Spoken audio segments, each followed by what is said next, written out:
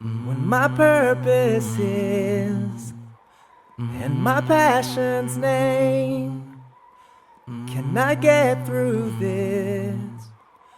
Can I find my way?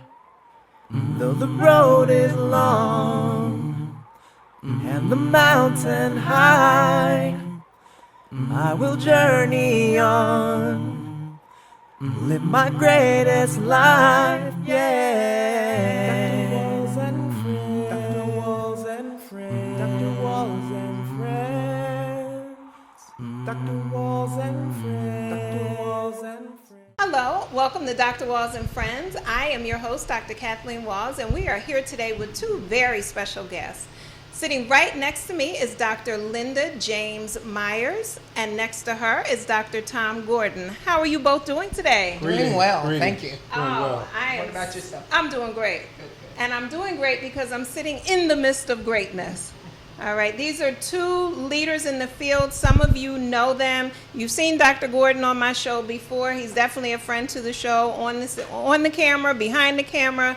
But this may be the first time that you're seeing Dr. Linda James Myers with us. But you may know her from optimal psychology from The Ohio State University. We always let my brothers were football players, so they always emphasize the in front of it. And we're going to learn a lot today. So I'm so excited to have this conversation. And in the audience, we have some doctoral students from Chestnut Hill College, my alma mater. So I'm very excited that they are up and coming. And so let's go ahead and jump into this conversation. So would you please introduce yourself to the audience? Sure. As I said, I'm Linda James Myers, and I am a professor at The Ohio State. It is so pretentious. Oh, you have to cut that out. But really concerned about the world and life, and really interested in understanding humanity in a way that isn't evident in the dominant cultural, and certainly wasn't evident in terms of my doctoral training in psychology. So I was born at the right time to take the opportunity to create a new definition that is from a cultural frame of my ancestry. And with the opportunity to do so, I did. And I've been doing work in that arena for a very long time. I've been blessed to see people pick up my work and have tremendous success in clinical settings using optimal theory or optimal conceptual theory and belief systems analysis for the past 20 years. And just doing amazing things with black people being on a waiting list to get in therapy, and black people wanting to stay in therapy and building community. So I'm very, very happy with what the Spirit has given me. Yes, I look forward to talking about all of that. Now, you're going to hold that because Okay. we're going to jump into some questions after you introduce yourself. I'm Dr. Tom Gordon, a developmental psychologist who is really interested in leadership solutions to the world's problems. I'm interested in re-empowerment of black people, comprehensive re-empowerment and sustainable success of black people, and by extension, allies and other human beings as well. And Dr. Myers has already mentioned something that's very key with empowerment, which is seizing and relying upon and embracing our capacity to define things that make sense to us and advance our life. And I think that's already a nugget in the room, because too often people are very interested in giving you received knowledge that they already have, not actually stimulating your capacities to define and innovate and upgrade from what somebody else thinks is the body of knowledge. So I'm delighted to be here with my friend and colleague, Dr. Myers, and looking forward to the conversation. I know it's going to bend toward leadership, because if we follow everything that happens in this society, we're going to end up dying. And we're talking about actually leading our lives for a change. Yes. So, okay. Let me do take this for just a moment. So it's interesting because I remember when I was in graduate school and I was learning about the various theories. So Chestnut Hill College, psychodynamic and frame, right? So grandfather Freud comes in there, sets the foundation, and then the various deviations from that. And so I remember I kept hearing the word this theory, this theory, this theory. And here I go, oh, these are just people's thoughts. Oh, these are theories. Here I go, I'm going to come up with one. And it was just, I have to study these theories because this is what makes this program. But it doesn't mean that this is the only way to do something. And so from that, I then started looking. I said, well, I like stuff out of this one. I like stuff out of this one. I'll pull this. I'll pull this. And then it became a matter of people saying, well, are you eclectic or are you integrative or are you... And I'm like, no, I'm doing things that are resonating with me, which makes sense for me. And then I think about people of color, which makes sense for them. And let me pull that together, and then let me find out what is uniquely my way of looking at things and working with people. And so sometimes it wasn't researched. It wasn't, quote unquote, best practice or evidence-based, but it didn't mean that it wasn't valid. It just meant it hadn't been done that way yet and or documented. Because the other thing is it may have been done that way, but it might not have been documented in the books that we were reading. So then when I met Dr. Linda Myers here in optimal psychology, I'm going, ooh, I can't wait. So I'm wondering, how did you go from what you were learning in graduate school to then developing this? So I was blessed to come to graduate school at a time at Ohio State where they had a preeminent position within the field of clinical psychology. And one of the professors had just come from Harvard, and this was a person who was very much concerned that we didn't know what mental illness was and we didn't know what mental health was, and was interested in creating space for us to begin to figure that out. There was also a professor from, I think he was UC Berkeley, who was interested in community. And the way they had structured the program was to have students, graduate students, kind of explore what their interests were. My interest then was African cultural tradition, Native American cultural tradition, and how did we get a culture where people could behave so badly? How is it that people could capture, kidnap, and enslave millions of Africans, mostly young people and children, and treat them as chattel for almost 250 years and think that's okay? That to me was crazy. So I needed to understand, how is that possible? What are they thinking, or are they thinking? So I set about trying to figure out how that could happen, that human beings could behave so badly and think it was okay. You just picked a simple question, didn't you? I did. Simple question. And then my professor said, oh, Linda, that's just the nature of human nature. I said, oh, I don't think so, not from my cultural background. That's not how we roll. We've never rolled that way. And we've explored the entire continent and world, the globe, and never have we enslaved anybody or colonized their land. So that then led me, after that analysis, which I won't go into right now, but then the next question is, well, how did we as enslaved non-immigrant Africans in the Americas survive 250 years of enslavement as chattel and come out of that after almost 150 years of domestic terrorism and lead this nation morally and spiritually towards civil rights for everyone? So it's those questions, those two questions, that led to the development of the theory of optimal psychology. Wow. All right, Dr. Gordon, I know you can riff off of that. Oh, okay. Let's take a quick commercial break, and when we come back, we'll check in with you.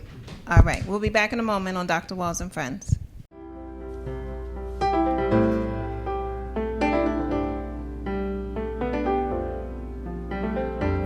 Throughout life, many of us feel a nudge or pull to develop a personal relationship with Spirit.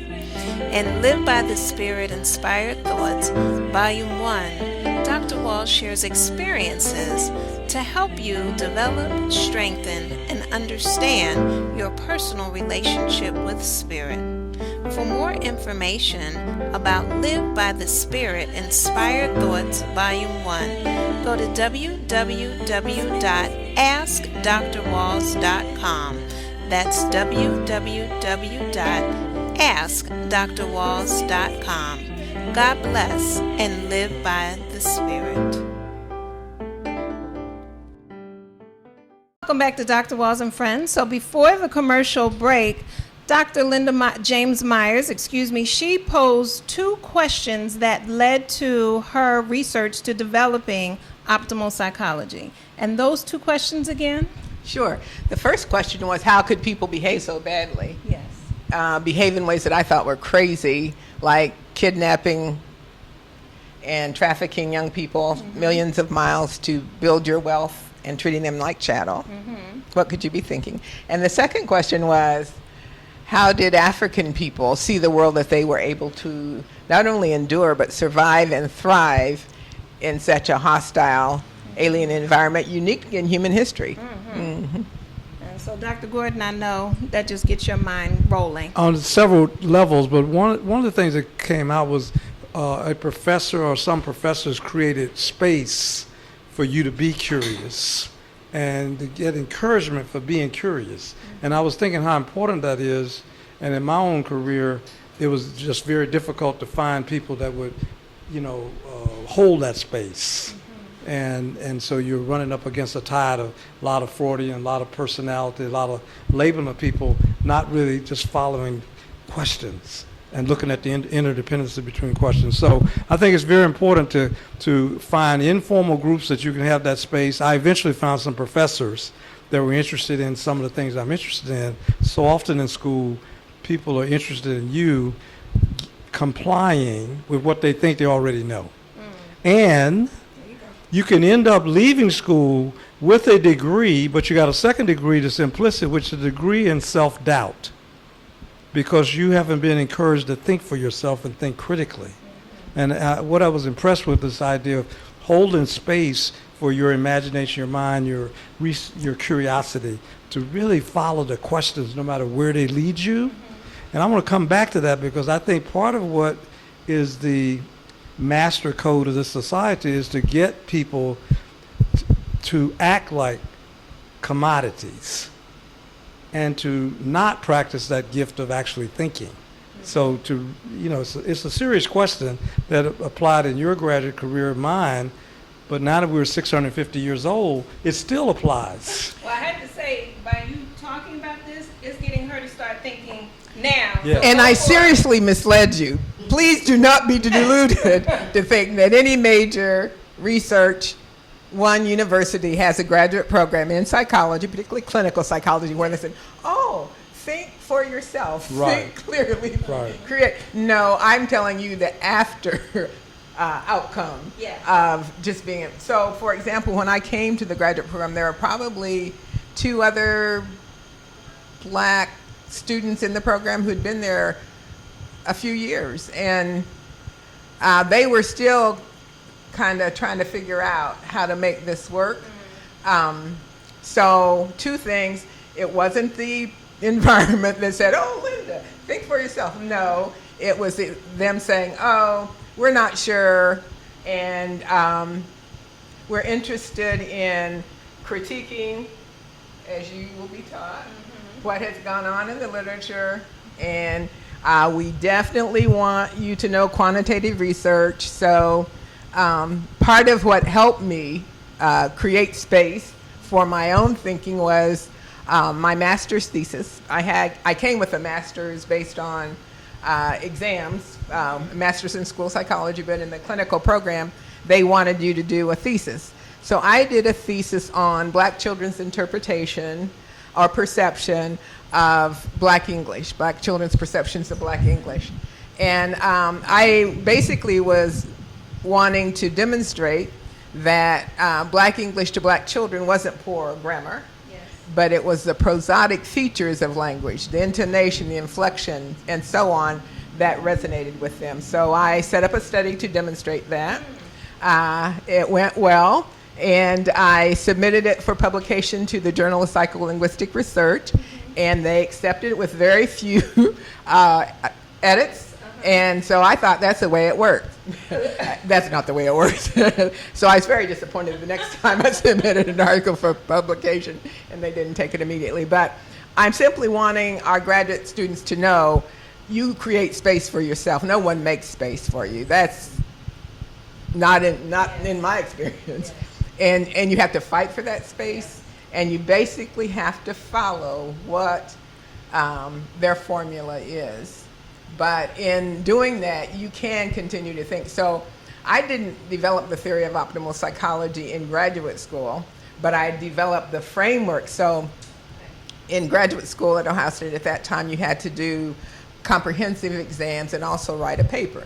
So the research I did for those comprehensive exams was to look at how African cultures responded to deviance, which allowed me then to travel all over the continent of Africa looking at how deviance was handled. And I went to Abeokuta, which was one of the villages in Ghana, or was it Nigeria, where they really lived out an African traditional model of mental health service delivery. And then I just went all over the continent asking that question. The good news is I learned from that African people respond to deviance very differently, in that the so-called deviant isn't a problem. If there's a deviant in the community, it's not their personal problem, it's the community's problem. They're just reflecting some disruption in the community. So the community's brought together to try to heal collectively, and the aim of that healing is to somehow reintegrate that person back into the community with a sense of responsibility and loyalty. So creating that experience for myself and my research then laid the foundation for me to begin to be able to talk about an African cultural worldview. I'm hearing the commitment to follow my questions. Yes. And now I become a global citizen because I'm following the questions wherever they're leading me. Yes. And I just keep getting committed and committed. Eventually you start writing about solutions, which we're going to get to in a minute. But I want to really land that point. If you straddle the fence inside of this society and any of its institutions and allow them to dictate totally what you're going to be exposed to, you'll just be following the master code to be a commodity. Somewhere you got to make a commitment that I have a mind, so I'm going to follow that mind and see where it takes me. Two, you learned in Africa in your travel that health and pathology are coming out of community, which is so different than the way we were trained clinically to assess individuals, to assess and treat individuals. You're learning there's this connection between the persons and the community, which I think is key. I call myself a systems psychologist until today. I may start calling myself an optimal psychologist because it's holistic thinking. And there's no such thing in your view as an individual apart from ecologies and people and communities. So that's what systems thinking does. It looks at how things are structured holistically for different actors to play out some set of ideological imperatives or priorities. So I think optimal is very systemic and African, and African is very systemic. So I love your courage, though, to be committed to not say I can't go overseas to study this. I don't have the money. Who would buy it? Who would sponsor it? No, you're selling. I look back on my life. I made a commitment that I'm going to follow my questions. And also the clarity that you knew what you had was valuable. Yes. And that other people needed to be exposed to it to help them understand and help heal the global community. Absolutely. Yeah. So you mentioned struggle inside of the systems. Let's say today, let's call that being bilingual. You're not going to have a revolution and turn over the system, but you can be bilingual within it, and you can fight or negotiate for your commitment, so that way you don't lose the fight outside of the ring of you actually trying to negotiate. That I want to study in China and Brazil, then negotiate it. Fight for it, for what you want. But be bilingual, meaning you got to speak the language that they speak and know some of that literature and receive knowledge, because they're not going to allow you to be monolingual and a revolutionary. And I think that's a very important point because, right, you learn the system that you're in. Right. You work that system, but you understand that that's just one system within a larger system. In fact, system psychology would say you are looking at actors inside of embedded systems. So you got a bedroom, but it's embedded in a house, and that house is embedded in a block, and that block, is embedded in a neighborhood, and that everything's embedded. But the school that teaches you to only look at one component of that, and then come up with a diagnosis and a solution.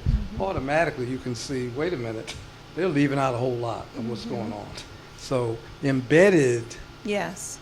I think that you may bring this out when you talk about optimal theory, that there's a respect and an honor you give to the context or culture within which things are arising. Yeah.